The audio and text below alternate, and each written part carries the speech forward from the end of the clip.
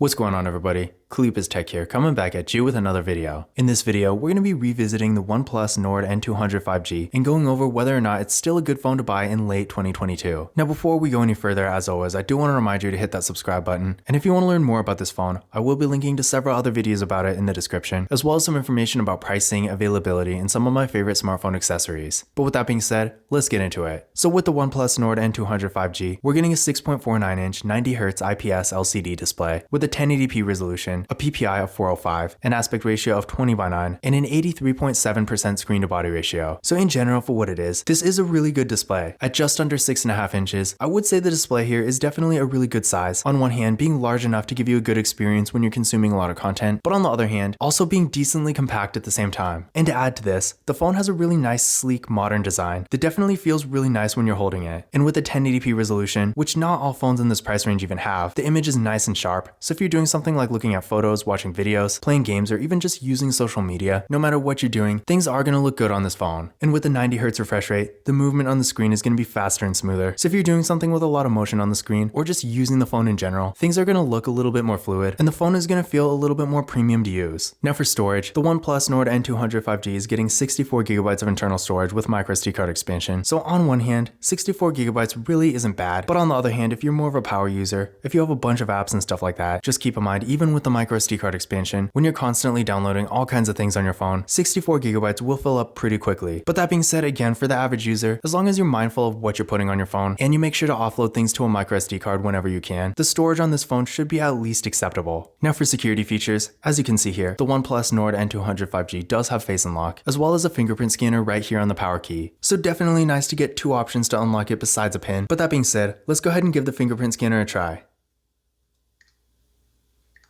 So there we go, one more time.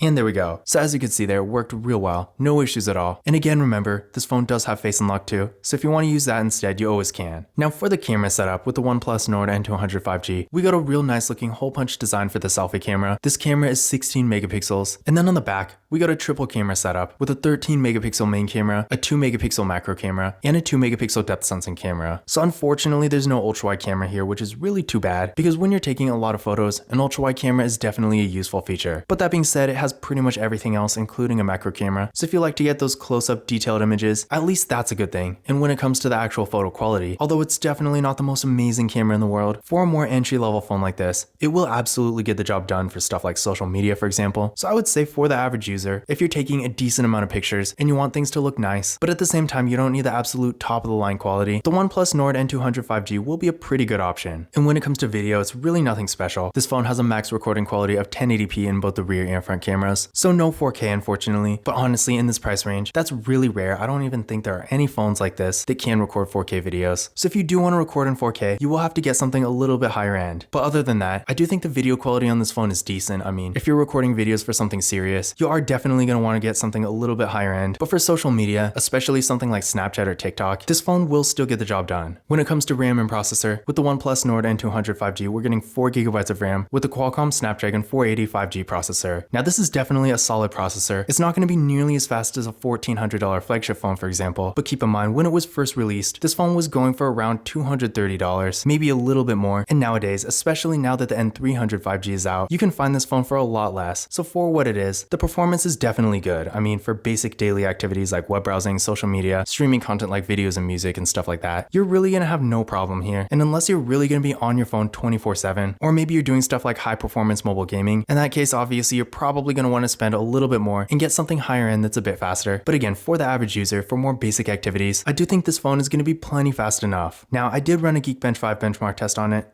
and here are the results I got. Now what I recommend doing is running this test on your current phone and comparing your results to these, and that's going to give you a better idea of whether or not this phone will be an upgrade for you, because depending on what you're coming from, it may or may not be. If you have a really entry-level phone, chances are this will be a solid upgrade, but if you're coming from an older flagship phone like maybe a Samsung Galaxy S10, then it will be a different story. Now for the battery, the OnePlus Nord N200 5G has a really large 5000 mAh battery that supports 18-watt fast charging. So if battery life and longevity is really important to you, whether you have a more mobile lifestyle where you're not always around rounded charger, or maybe you are a rounded charger all day and you just want something that has great battery life for when you're not. The battery life you're going to get with this phone is going to be great, and with 18-watt fast charging, sure, it's not the best fast charging in the world, but with a good fast charger, the charging speeds are going to be really good. But that being said, keep in mind, the OnePlus Nord N200 5G, like most phones in this price range, does not have wireless charging, so if that's a feature you actually care about, definitely keep this in mind. When it comes to software, this phone does have Android 12, and I'm not 100% sure about this, but I don't think it's going to get Android 13, especially now that its successor, the OnePlus Nord N300 5G, is already out. So if you do want the absolute latest version of Android, then definitely keep this in mind. But if you are satisfied with at least getting Android 12, then you will be happy with this phone. Now, another cool thing about this phone is that it does have NFC, as you can see by this icon right here.